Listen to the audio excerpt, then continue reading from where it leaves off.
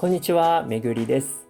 本日はどうしてもレシーブミスが多くなってしまう選手に向けてレシーブを安定させる3つの方法について解説したいと思います。ちょっと難しいと感じる部分もあるかと思うので、中級者の選手に向けてのアドバイスになるかもしれません。ただ、初級者の方もぜひ参考にしていただいてレシーブミスをなくせるようにしてほしいなと思います。それでは早速いきましょう。レシーブを安定させるための3つの方法はこちら。1、打点を落とす。2、ラケットを止めない。3、反発させないです。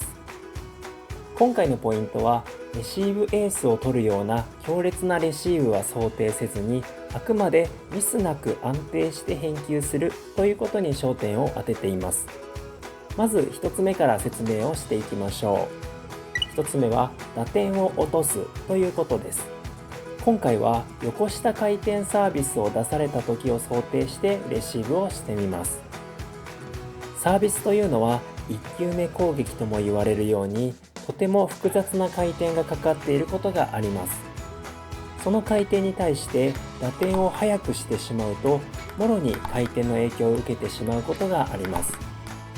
また、打点を速くすると力加減や正しいラケット角度を出すことが難しく、オーバーミスやネットミスをしやすいです。それよりは打点を頂点後にして球が落ちてきたところを柔らかく返球した方がミスが少なくなるはずです。打点を落とすことでボールをよく見ることができ、適切なラケット角度に調節しやすくなるかと思います。では2つ目の解説です。2つ目はラケットを止めないです。これはどういうことかというと、レシーブの打球時にラケットを動かしながらレシーブするということです。こちらも動画を見ながら説明をしていきましょう。レシーブ時にラケットを止めて打球してしまうと、回転をもろに受けてしまいます。とりあえず方向はどちらでもいいので、レシーブミスが続くときはラケットを動かしながら打球してみてください。コツは強く素早く動かすのではなく、ゆっくり柔らかくサービスの回転をいなすようにスライドさせていきましょう。それでは最後に3つ目の解説です。3つ目は反発させないということです。これはどういうことかというと、相手のサーブの進行方向に対してラケットを衝突させないようにしていきます。このように反発させるように打球すると、こちらもサービスの回転量の影響を受けて飛んでいきます。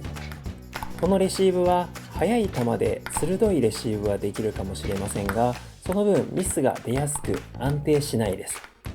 今回ご説明するレシーブの方法は、相手サーブの進行方向に対して同じ方向にラケットを動かしていきます。このようにレシーブをすると、サービスの回転の影響を軽減させることができて、オーバーミスが少なくなるはずです。回転を反発させるのではなく、同調させながらレシーブするというイメージです。さあ、3つのポイントを解説していきました。それでは改めてまとめです。